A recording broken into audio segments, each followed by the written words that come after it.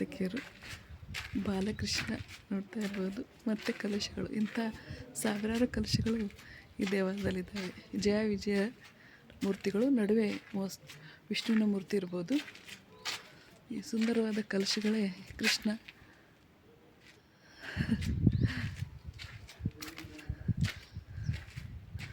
ವಿಷ್ಣುವಿನ ಅವತಾರ ಕೃಷ್ಣ.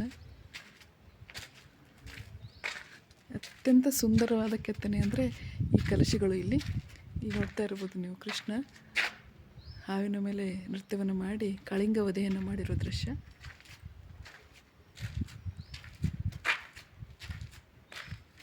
ನವಗ್ರಹದ ಪೂಜೆಯನ್ನು ಮಾಡಿದಾಗ ನೀರನ್ನು ಹೊರಗೆ ಬರಲಿಕ್ಕೆ ಮಾಡಿರೋ ಈ ಕಲ್ಲಿನ ಮರಗಳು ನೋಡ್ತಾ ಇರ್ಬೋದು. ವಿಷ್ಣು, ಲಕ್ಷ್ಮಿ,